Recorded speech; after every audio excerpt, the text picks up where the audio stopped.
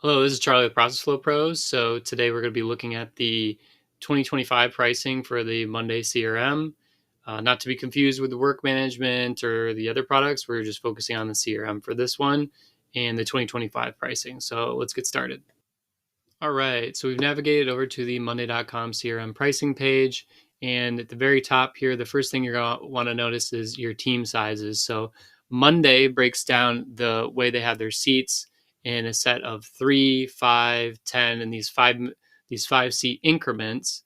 And then eventually 200 plus, you're going to start looking to need to have some special enterprise pricing. And then when you first open it up, they put you on the annual plan, which is 18% discount right off the top. So if you look here, this is what you'd be paying if you paid annually. If you click here, this is what you're going to pay monthly. So keep that in mind. Those are kind of already set for you when you come in here. And then make sure you toggle out these team sizes. All right. So your basic standard pro enterprise plan. What are the big differences? What do you need to look out for? I mean, everything comes down to features and functionality, and it's going to take a while to go through a long list. Just to give you like really high level at the top, basic, as you can imagine, it's going to give you that functionality where you just get, some boards and you can start managing out some of your leads and contacts and that sort of thing. Standard is going to give you a little bit more functionality, so you can do a little bit more with emailing your leads and actively managing them in your boards a little bit more effectively with a few automations. So you could go up to like 250 automations a month. Still on the low side. I have worked with plenty of customers, and I would say 250 is almost never enough. So I always highly recommend customers go with at least the Pro plan. 25,000 automations here covers a good amount, and I, never really had too much of an issue with that. And then, of course, there's some extra functionalities in enterprise you're going to want to consider for the bigger teams. Anyways, if you come down here and you click on a complete feature list, you can see what all of the checkmark things are. Some other things to look out for file storage. So you have 5, 20, 100, 1,000 gigabytes.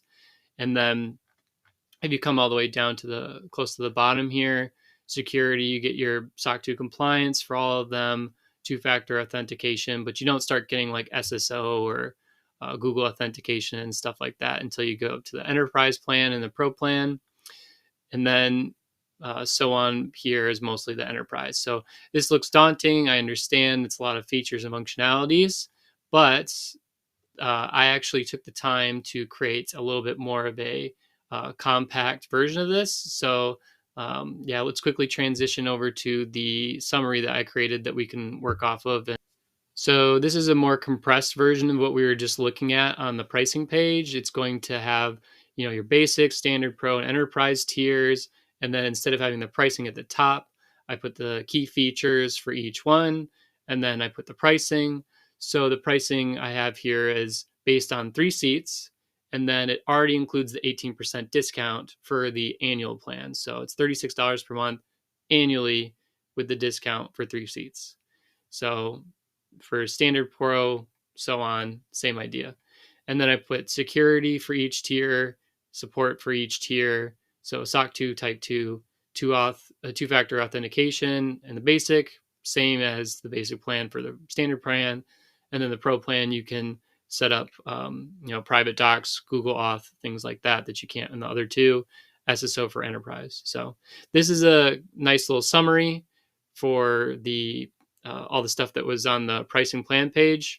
And then I also created a more general summary for what the pros and cons are for each tier and what team it's best for. So pros for the standard plan or the basic plan is going to be easy to set up. So you're going to easy setup, low price, low entry price, low maintenance. I mean, easy to go with. It's going to give you your Monday boards, and it's going to be another option instead of using your spreadsheets or whatever it is you're currently using. So nice little entry point for Monday CRM.